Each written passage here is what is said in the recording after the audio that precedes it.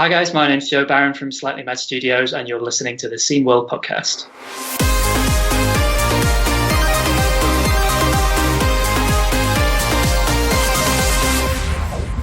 Hey, it's the Scene World podcast. My name is AJ, and that is Jurg over there. And I've already lost all the energy that I had when I started.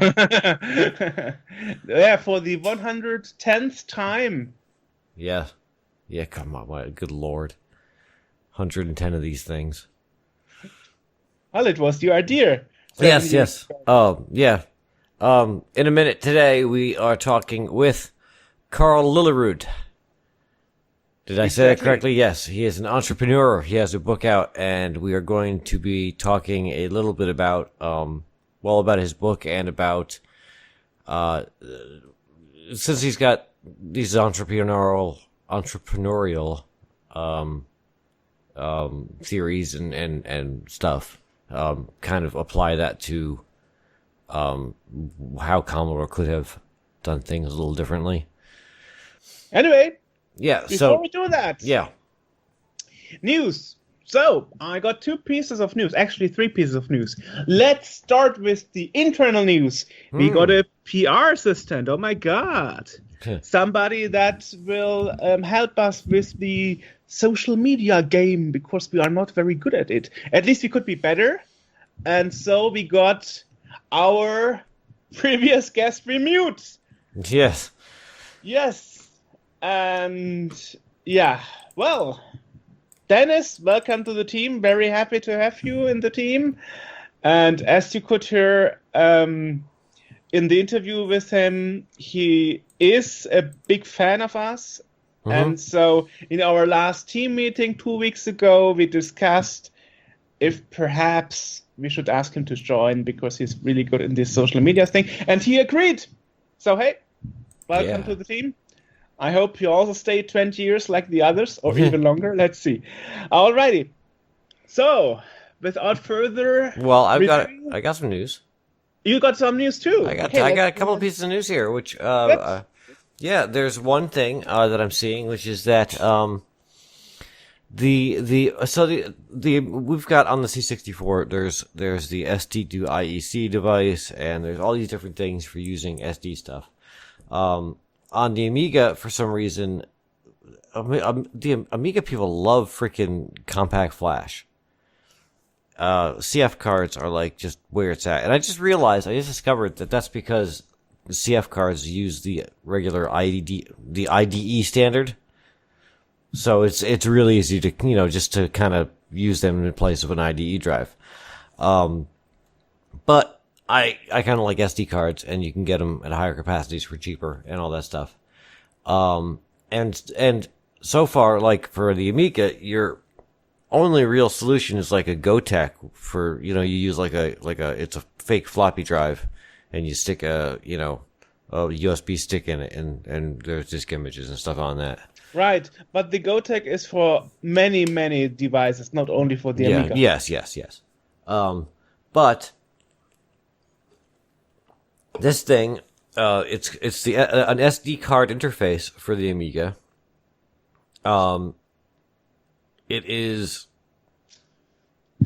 There's an open source web page on GitLab. It's called the SD box. Nice. It plugs into the parallel port, weirdly enough, which is what you would normally plug your printer into.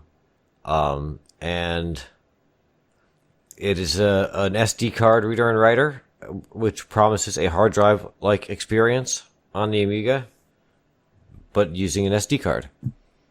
Nice.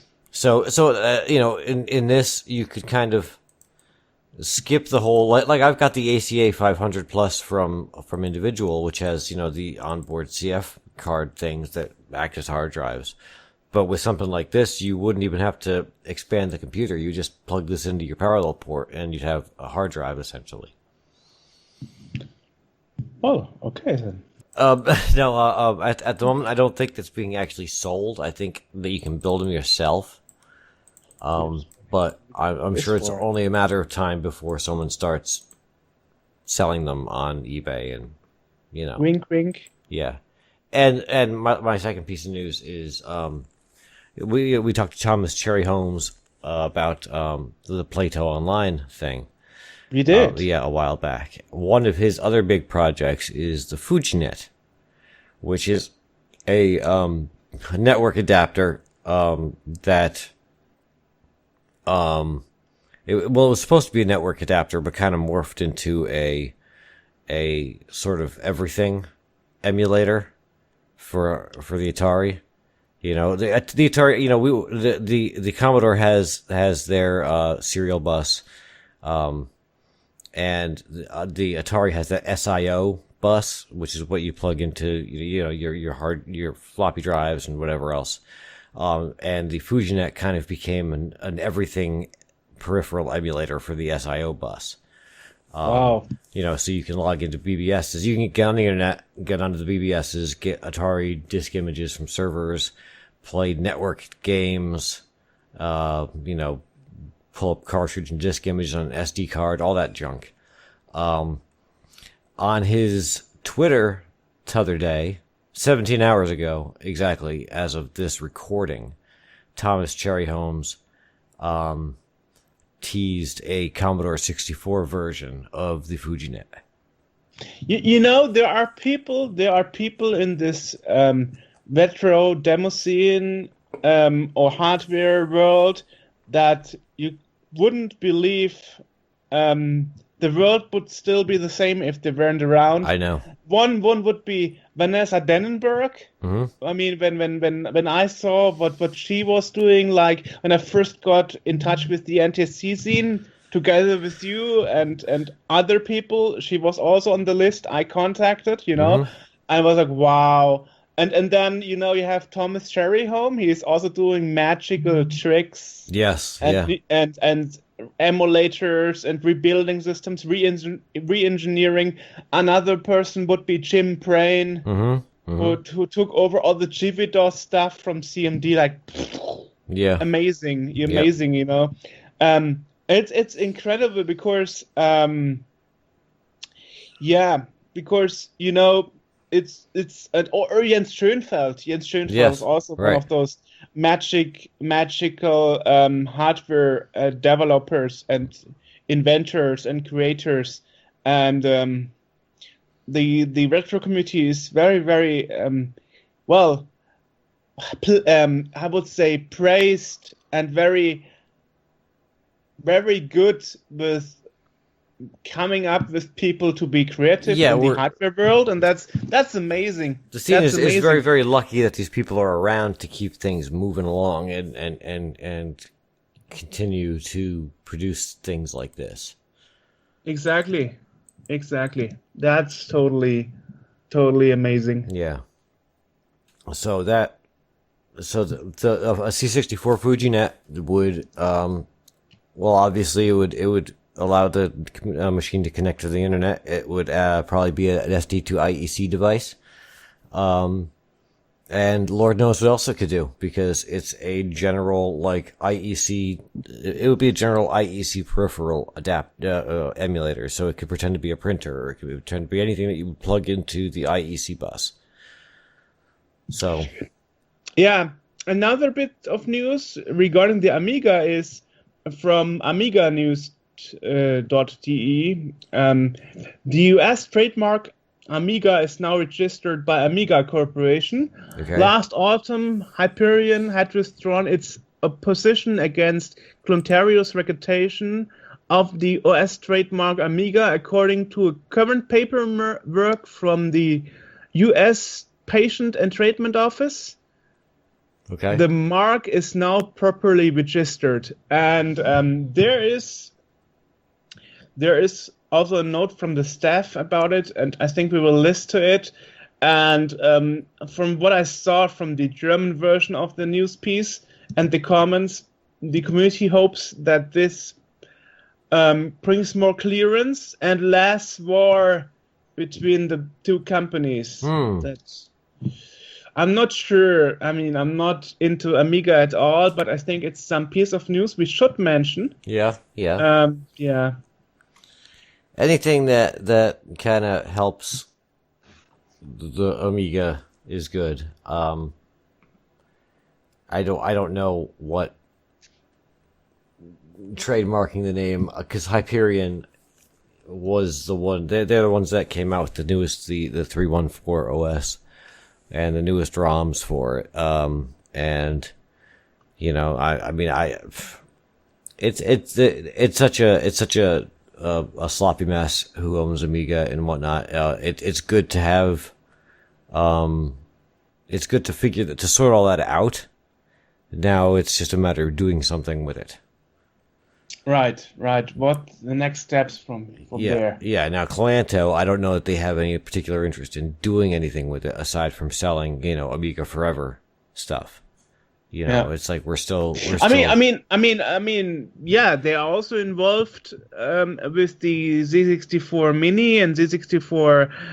The Z64, because the emulator inside seems to be what they are using and provided. Yeah. So they got their foot into the hardware market thanks to those mini lines. Yeah. And maybe there's. I did see a thing a while back. I think we talked about it here, that someone had teased kind of the Amiga 500 or something to that effect. But I don't think that the Amiga. I don't know that the Amiga scene will embrace something like that quite as much as even the C64 scene. I mean, there were a lot of people that didn't like the C64. They didn't embrace it at all. I mean, most people embraced the DTV because it was FPGA based. But because the new product is emulated based, the product line, many people didn't embrace it. And I mean, we had Darren Mailburn, the project manager, in our interview in the podcast when he was on his holidays in Spain. Yes. And, well, he had to admit he went with what is cheaper nowadays to produce. Right, yeah, exactly. Not what is the best for the product, so to speak. Right, right. Because the audience is not the demo scene, not the retro fans. Exactly, the audience is the John Q public that remembered having those computers. Might it be the VIC-20 or the 64, like almost 40 years ago? Yeah, and emulation has gotten to the point where it's good enough for most things. Yeah, exactly. So, so great. Yeah, you and I, we would like FPGA based stuff. We would like stuff that exactly, it copies the hardware and whatnot. Whereas the general population doesn't really, they just want to play a game. And I've said before, great, if it expands the current user base of Commodore users, then great, then that's awesome, fantastic, But but for general use, like, it's not something I wouldn't get a C64 and use that as my C64. True. I'd get a Mega 65 and use that as my C64. Nice. If they send me one, guys, and we're still here, we're still press, and we'd still like a review copy. Hint, hint, wink, wink. A review copy of 800 euros of value. Yes, a review copy of the Mega 65 that I don't ever have to give back would be nice. Whoa. Alrighty, staying on the topic, C64. No, guys, it just got lost in the mail. Really. So I sent it back to you. Okay, so there's a new C64 game remake from the Atari 2600, and that is the shooter Spider Fighter. And that was, ported to the 64. That's a good thing. Yeah. Well, music charted by our own Richard Bayless. Yeah. Lloyd talking and testing. Yeah. So, our guy, Richard Bayless, everywhere. Yes. Richard Bayless is a monster of production. What Jim Brain is for the hardware world is Richard Bayless for the game coding and music world. Yeah. Alrighty, so other pieces of news. The German review from from the Low-Tech 64 magazine, Outrage has been translated by Georg Fuchs into English and has been published on the Vandalism News homepage. Okay. Yeah.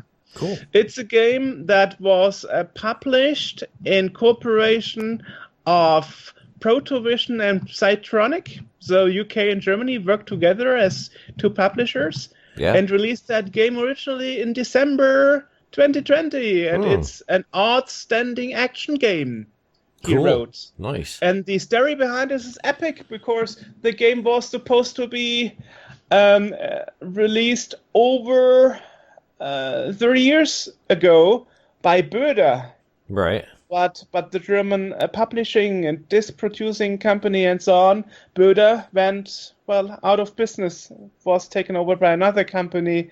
So the game never got published. So now it got published, and and Georg Fuchs also wrote to the games designer Bernd Buchecker.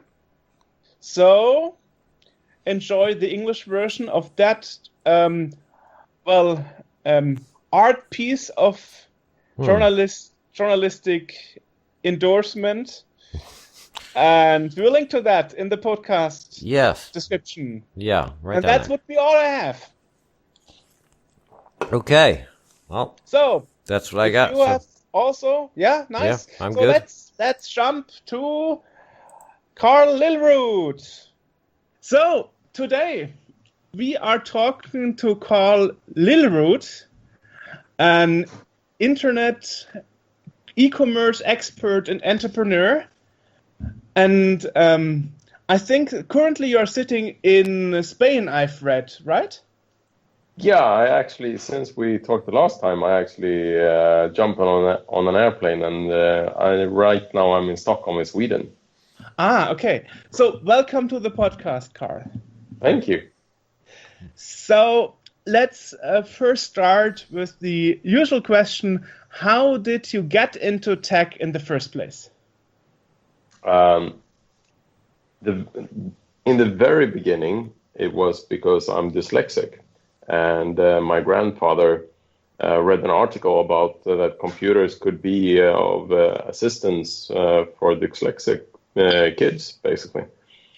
So that's where it all started. And I inherited his old computer, and then I got totally hooked and been hooked since then. What was the old one that you inherited? It was an IBM 286. I don't remember exact model right now. Wow, that must have been at the beginning of the 90s?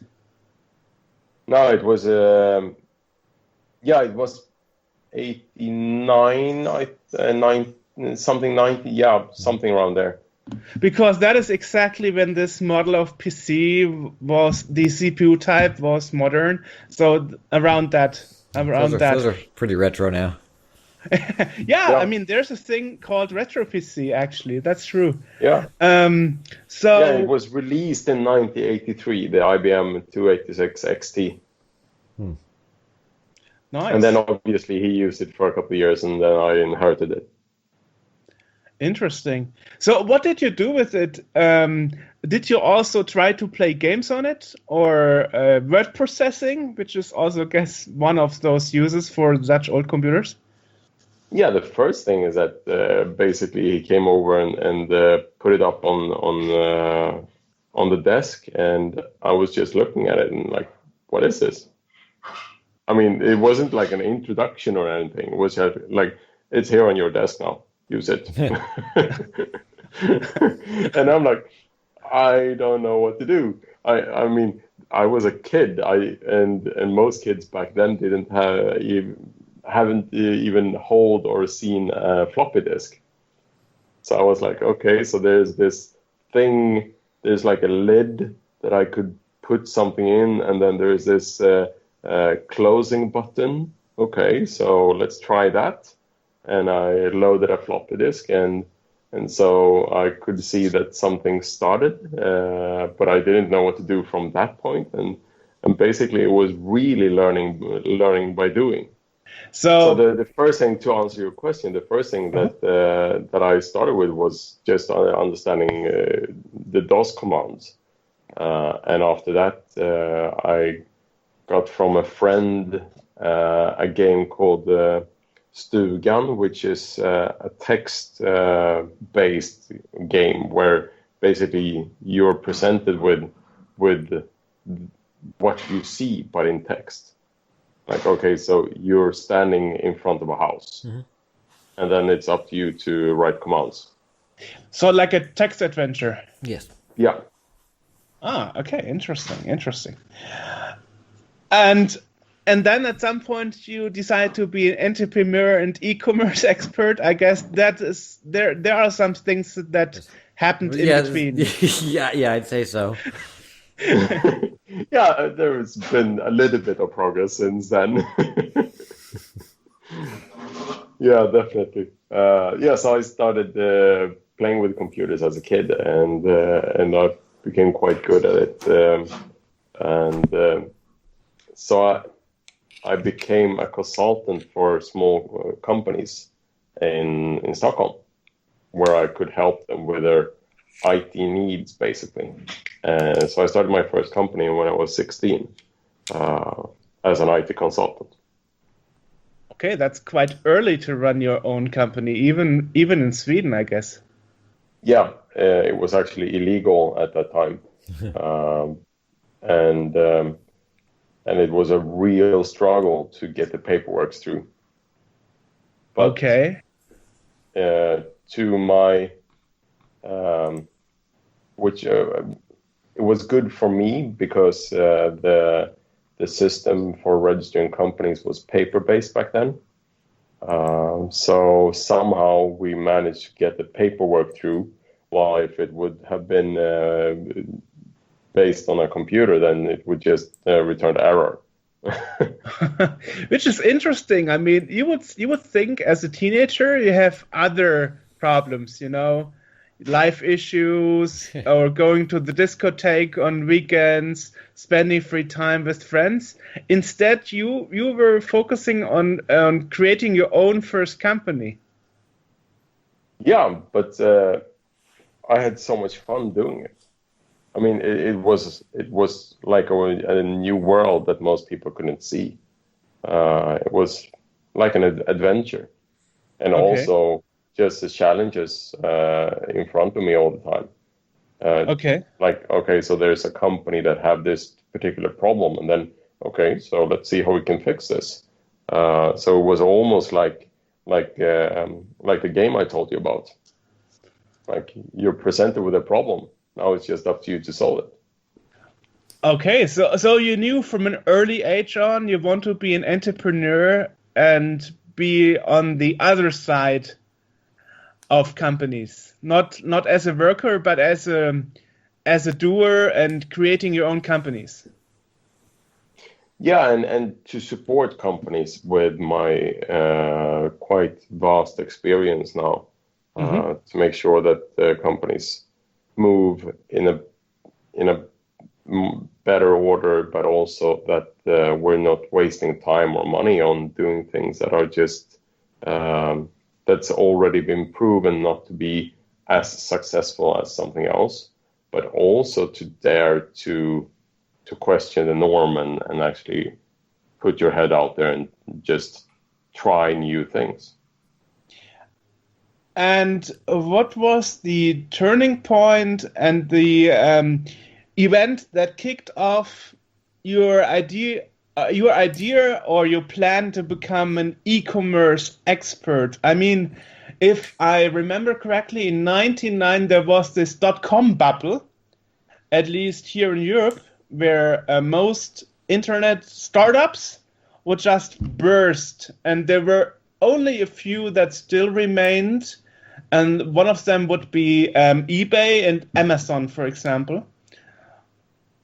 So what was your decision, starter of going into the e-commerce field, regardless it bursted at first? Yeah, as I mentioned, I like challenges, and to run an internet-based company just during the bursting time of the dot-com bubble was for sure a challenge.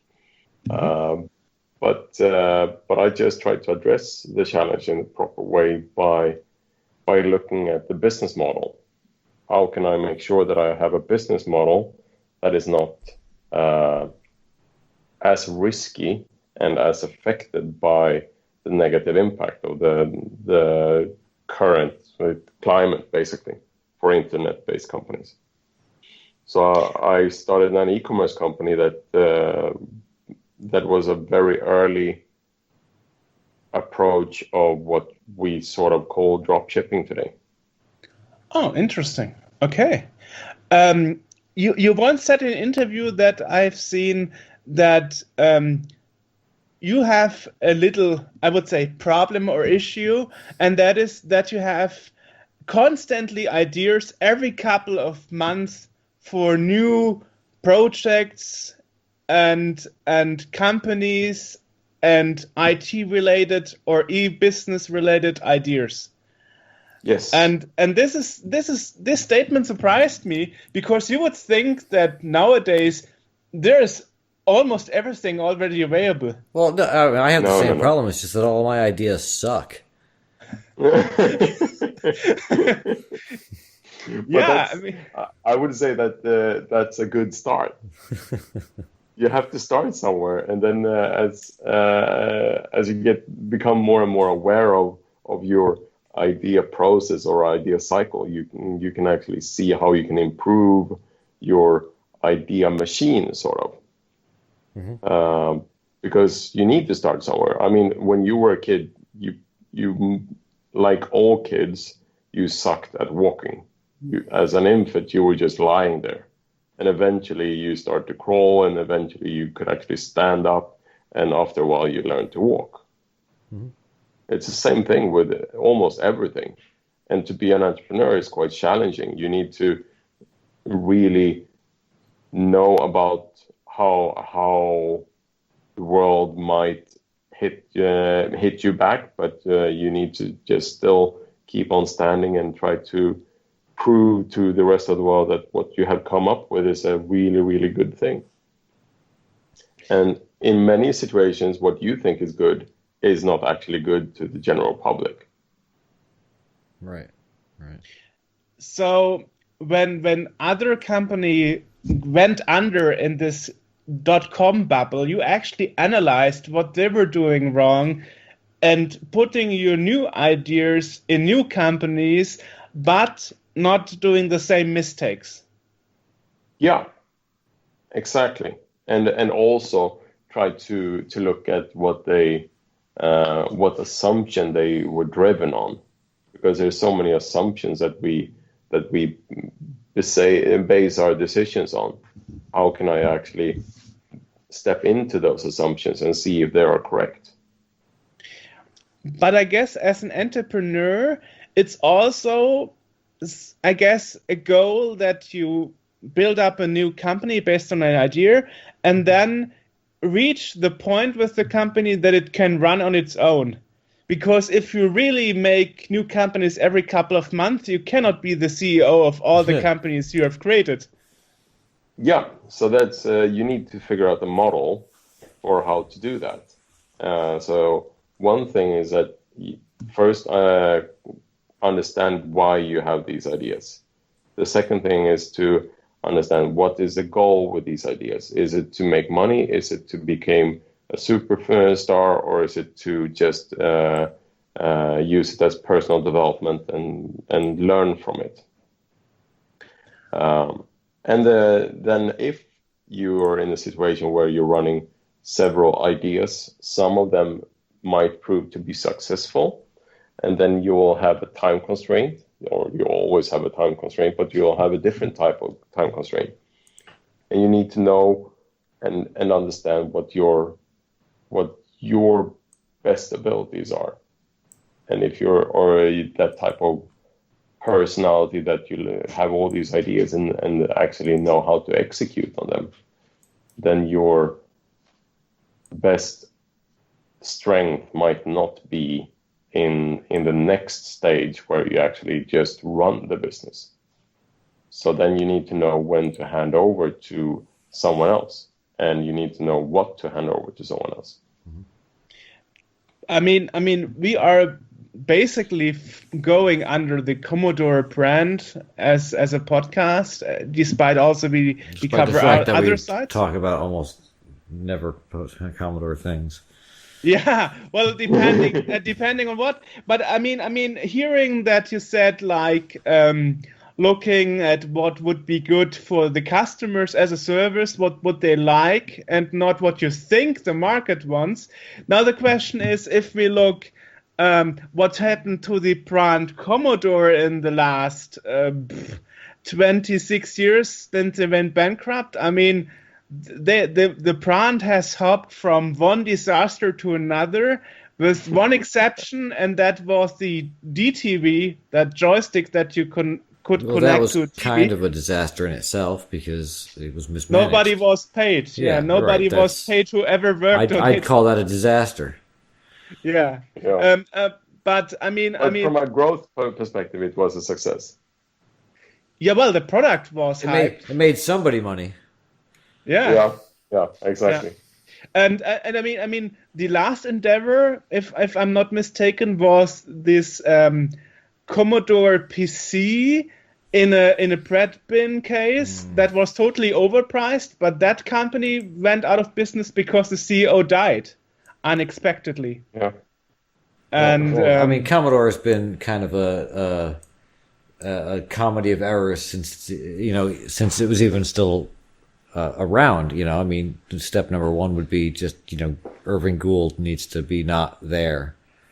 yeah, And it was just a terrible company that made some good products, but it was a terrible company, and it is badly run and everything else. yeah, but isn't that because the people involved in the companies had this thing that we were just talking about? They were innovators, but they didn't know how to brand the product. They didn't know how to meet the customers. They didn't know how to build the company. Mm-hmm. So they didn't know when to hand over to the right people. Right. I think. So from your what would sorry, tongue twister. What was you have done different if you were in that position back in the days? I mean, Well, let's look at it from a different perspective because the Commodore of back in the day was going to be Irving Gould siphoning money off to fly a jet to the Bahamas and back every day, and just stuff like that is what killed the company. But it's these people that tried to bring it back and stuck it. They you'd get a license to the logo and stick it on an MP3 player that is just just some random thing that doesn't even look like anything that they've ever made before. And there's been a lot of these attempts to sort of make a thing that is reminiscent of what they used to do, and that's really where we're stuck. Because even like the latest one, like Jörg was saying, the company in the U.S., they were making a budget PC, just a Windows machine in a box in a case that looked like a Commodore 64 from 1982, and it's like how do you grow a company like that, or how do you move something like that forward? Is it even worth doing something like that? I think that the answer is quite obvious, that there were some believers in Commodore, but what they tried to build on in a later stage was to build on a quite strong brand connected to these believers, and then sell them something that had the brand but not the product. Right. So if you don't have a product but just a brand, then there's probably better ways to sell something to the brand supporters, like for example T-shirts.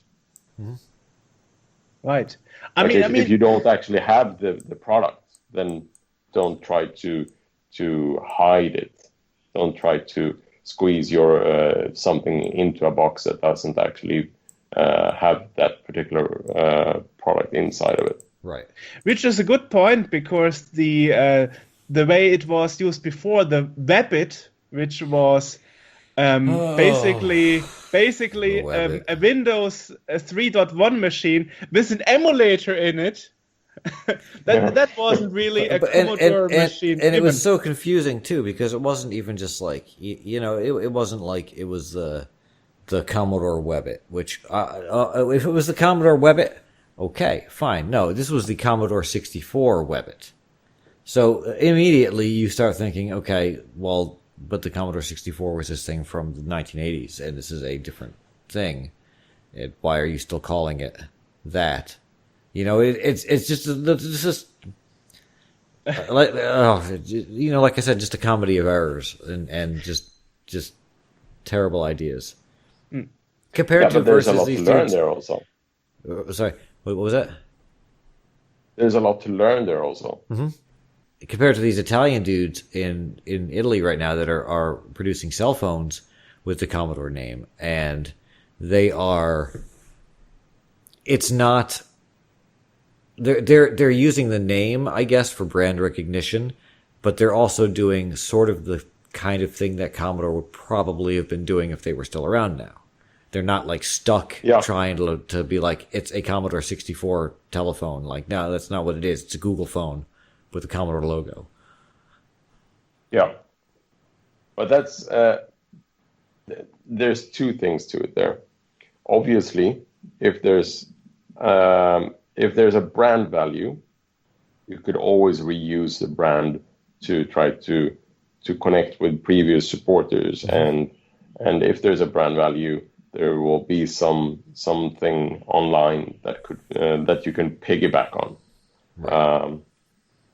But as you say, there's also a complexity connected to it, that if you don't deliver what the brand was standing for before, then you will probably have a bit of a uphill struggle.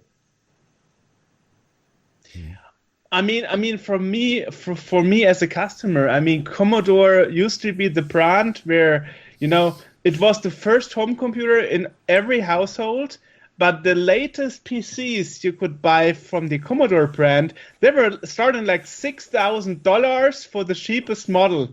I was like, there's no way I can afford that. Yeah, but it was also the company that had an acceptable return rate of like 100% on busted computers. Like they just get them under the trees for Christmas. And we'll fix them later. That's also the case. Yeah. Well, it's a really an interesting journey to see how many errors things can have. How badly people can screw things up and continue to compound those screw ups on top of other screw ups. It's a but in this strange world that we're living in, if you get publicity, you can get investors money, or you could get investors money. I would say that investors today are much more picky about what they actually invest in. Right. But a few years back, the hype was so high, so many investors was afraid of missing out of opportunities. What's called FOMO, fear of missing out. Mm-hmm. And that's where many wrong decisions were made. Right. Okay, so now we spoke a lot about mistakes. Now let's talk about how to do things right. What is your normal way of creating? What is your normal go-to and stepping to when you create a new e-commerce company, from the idea of the company is there and the product is to the customers? Yeah. So first of all, it's not just for e-commerce companies, but I think that this model can apply to almost any venture. The first and most important thing is how much time do I need to spend before I start potentially earning any money? Mm-hmm. And can I agree on spending that time? The second thing is how much money do I need to spend before I actually start earning money? And can I afford that? Right. And then the third thing is, okay, so I'm actually earning money, but am I actually getting back to cash positive? Or is it that I'm earning $1, but I need to spend $10 every day? And how long will it take before I actually gotten my money back? And how does it go with idea building up? I mean, do you do brainstorm, or is it like you have the idea in your head all the time, and then, as you just said, look in the investment plan? Yeah, so it's at first there's an idea, obviously in my head, and then I go over to brainstorming mode, and I do that in mind mapping. So I use a tool called MindMeister, which I really love, and I just start to push out the different thoughts that I have. So basically, I'm making space in my mind for new thoughts connected to this, because if I try to keep everything in my mind, I will lose some of them. So I just want to get them written down. And as I write them down, I see logical patterns start shaping, and I see dependencies. And quite soon, I can see what's needed to make this, whatever it is, a possibility. I can see if I need to invest time. I can see if I need to invest money. I see if I need to invest in legal counseling or anything else that I need to include before I can actually launch this. Or basically, I can quite easy see a time plan. Which is actually good. Which is actually good point, because many people, when they create new brands or new products, they don't do enough research if the brand creates any problem if you use the Yeah, name. I mean, there are yeah, tons of examples where companies had to rename because their brand name was too similar to what was already out there, and then they would get sued. yeah, for sure. So that's Um, basically a thing that happens all the time, still nowadays. yeah, absolutely. And then you have the challenge with patents, which is even greater. But after I've gone through those few steps, I start looking at go-to-market strategy and customer acquisition. So how will I actually get my first customer who's not a friend, someone that I don't know, that I never met before? How can I get the first person that is willing to pay for my product? So it must be something neutral. So you can be sure he's not saying you nice things out of favor. Exactly. So it must be someone that basically will question what you have, not just accept it. And then what questions will I receive based on that? And how will I actually answer those questions to create value and trust?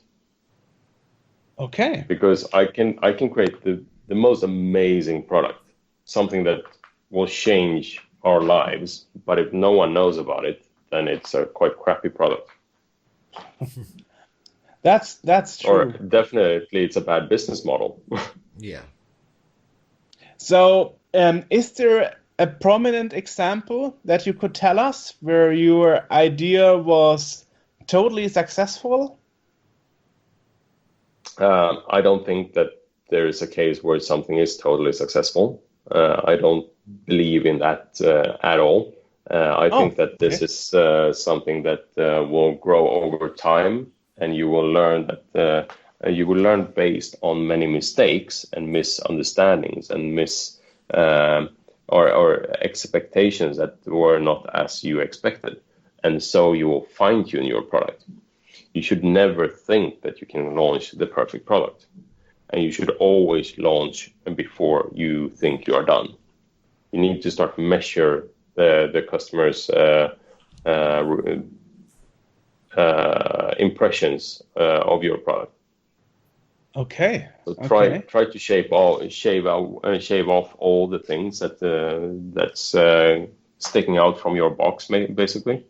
Try to just make it into a box and see if you can sell that box without all the bells and whistles, and then try to add the bells and whistles to it. That's quite interesting, because I thought always, as somebody having no idea about entrepreneurship, I always thought, like, first you have the idea, then you think about how can I get the money together to actually start producing the product. But if you say you don't start your new company with the assumption that your product is perfect, but you are taking it slow and thinking in little steps, that's a different approach than I thought I would go. Because I think if I, as somebody creating the company, don't think that my product is awesome, why would I even try wasting energy in it, trying to build up the company? Yeah, you should definitely think that your product is awesome. But what I have learned over the years is that what I think is awesome does not need to be something that everyone else thinks is awesome.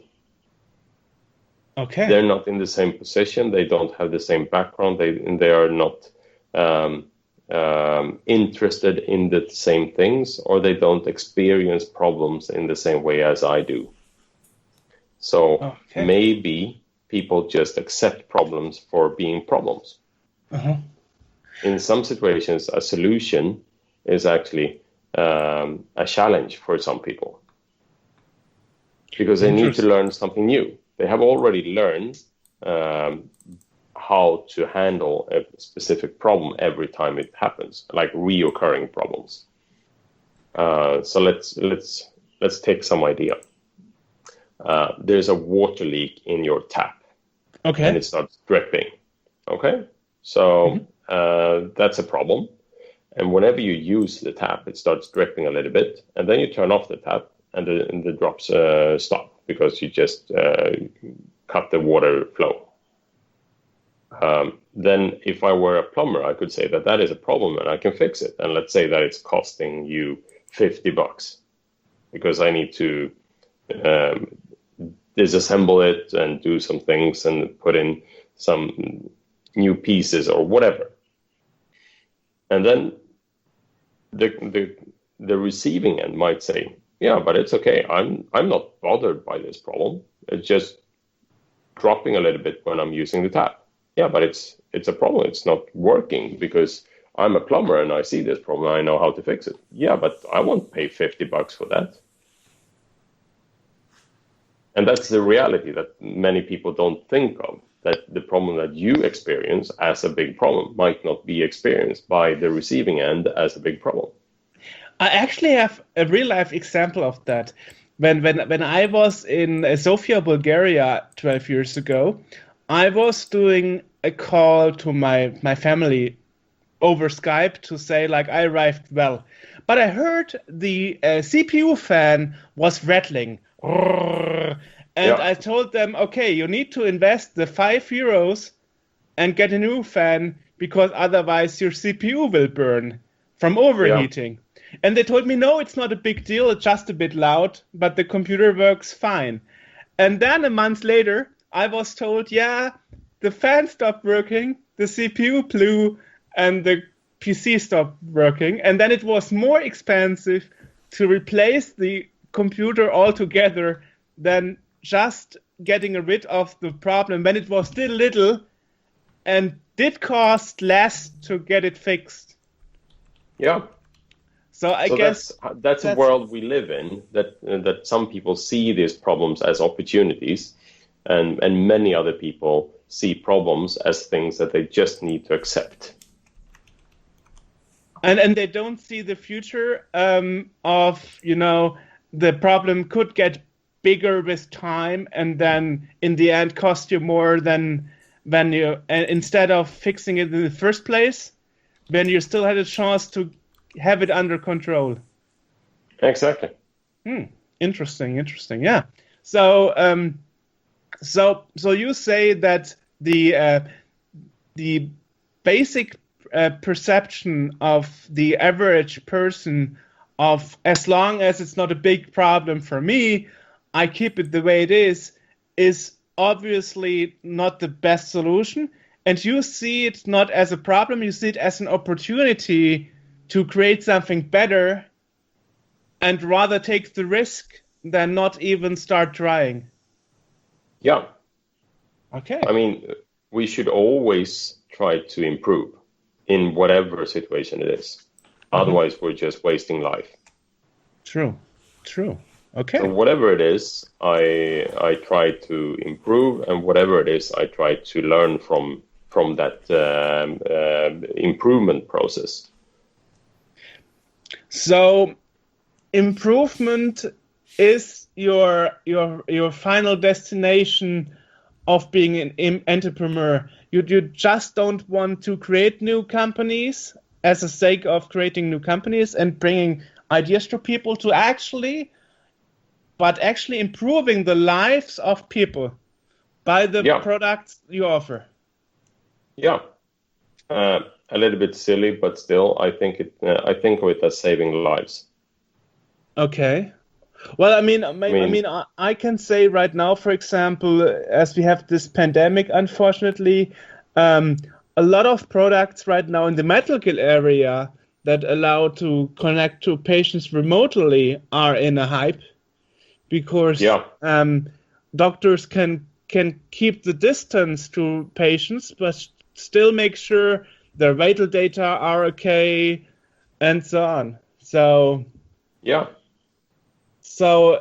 perhaps instead of seeing it as a bad situation because certain businesses and companies are going down, it also creates new opportunities because of new necessities caused by the pandemic, in a way. Definitely. I mean, there's a challenge and a huge problem for many people and companies, but there's also many opportunities. And I actually wrote an article on LinkedIn the other day about this and the current state that we are in, but not from a problem point of view, but from an opportunity point of view.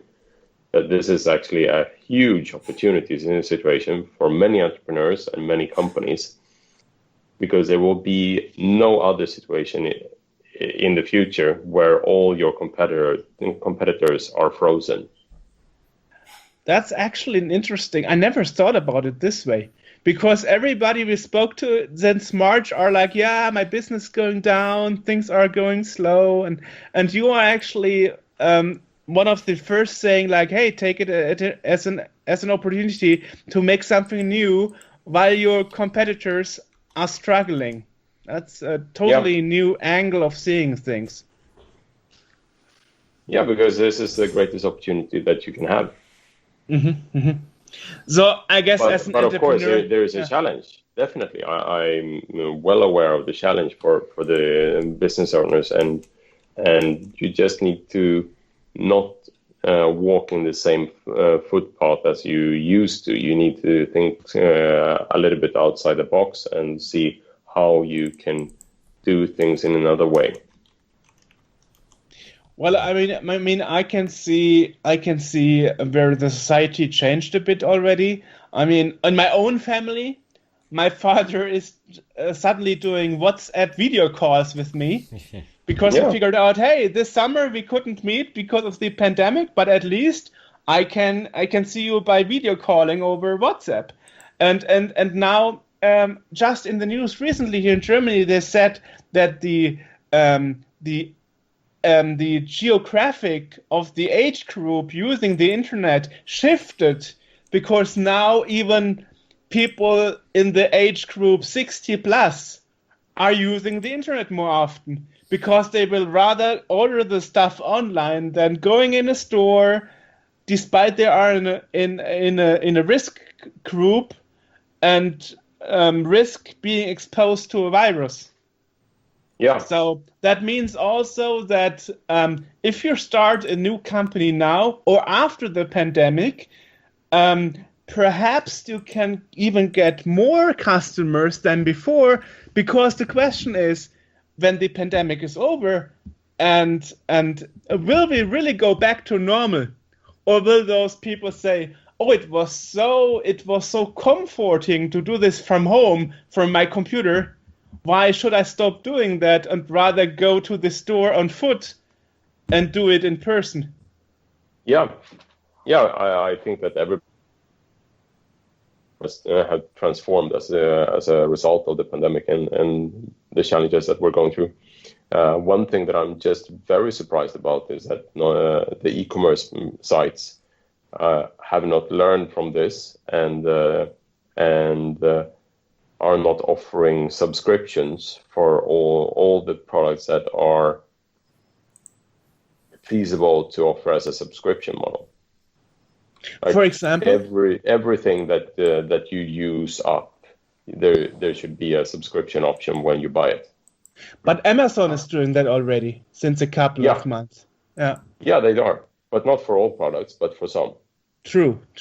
Yeah, they didn't do it for toilet paper for a reason. Yeah. Yeah, interesting. So let's talk about the stuff you do. You are also actually writing books, and one of those books that you're actually promoting right now is Hacking Your Destiny. And how does this fit together to what we just spoke about?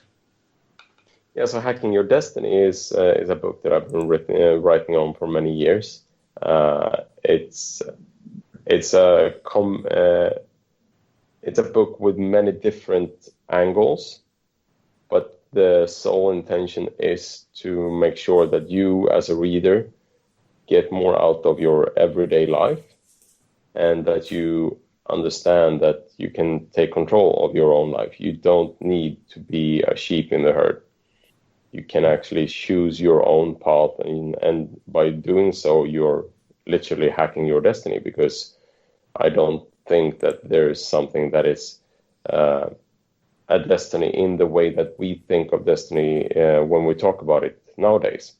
I think that it's up to you to make your own decisions. But what we have seen over the years is that we're being more and more influenced by things that are pushed in front of us, basically.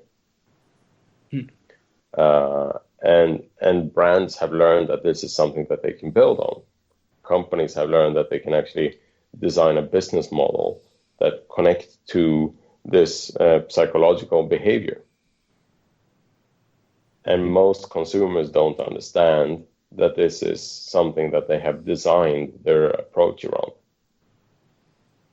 So is that book more written to from this perspective of teaching the customer what we don't know, or is it more written over the perspective from an entrepreneur, what business should do different? No, this book is more written for every other people that you can think of, basically. Like a person that is in a situation where they are sort of caught up by life. Okay. Well, which is probably... So I address many different challenges and many different questions that I've been working on in this book. And for every chapter, I explain a question that I've been carrying around many times for many years. And then I go into the question and try to dig into it so that the reader really understand this particular topic. And by doing so, they understand it from my point of view. But I wanted to make sure that the reader transform the question into themselves and their own situation. So in the next step, I present a model or a procedure of how I solve this problem. But as I do that, the reader actually transform what I explained as a question into their own situation where they have their own questions. So first you read an example basically, and then you have a training procedure where you train yourself to make better use of the model or the tool. I guess there's this term life hacking, right? Improving your life based on models and solutions. Yeah. Interesting. Okay. Maybe I should. I mean, the type of books I'm reading normally are computer history based. I never read a book about life hacking, but it's interesting. Just recently, we had an interview with somebody who did the game Color Switch that was hugely successful on the mobile market on smartphones. Yeah. And he said that all he learned, he learned from reading books. So I will always remember this was the only guest we had was like, yeah, I did this because I read it in a book. Because normally the common perception is like, why should I read a book about it? You know, I mean, everybody is making promotion for his book, but I've never met such a person like him who actually learned from the books and turned them into a reality. So that's probably an interesting thing to look into. Right. Yeah. I think that I am a person that really think on my own and who likes to push myself. But I read tons of books.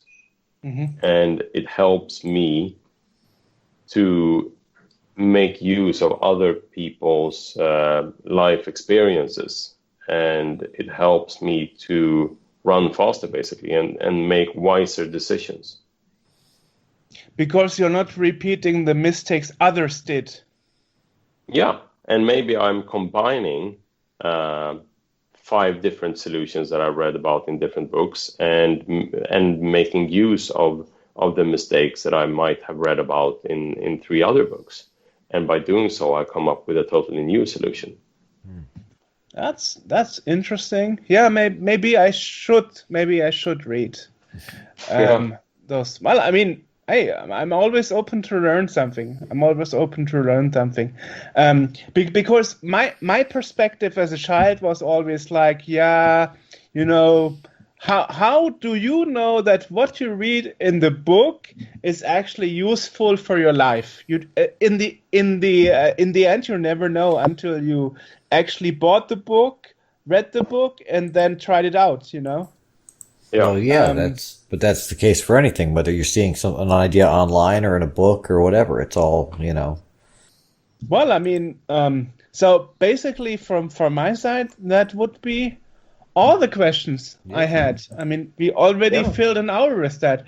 Thanks for sitting with us, Karl. Thank you. Was a nice insight in learning what an entrepreneur is doing and covering the e-commerce. Because normally, you know, you read about Dutch people in the news, but you actually normally don't talk to an entrepreneur. So, yeah, I'm happy we finally did this interview. Yes. Yeah. Thank you so much, guys. And if you like, you can just go to karllillrud.com to find out more about me and the books and my TED Talks and so on, which I think you might find interesting. Absolutely. And we will put a link to all that in the podcast description down below. And I'm pointing, even though this is an audio podcast and no one can see me. But we'll put that down there so everyone can click on that and check out what you've got going on. Amazing. Great. Okay, Awesome. great. So thanks Perfect. for taking the time, Karl. Yes, And thanks for sitting with us. have a good evening, right? Same to you. Yeah, Take care, guys. bye.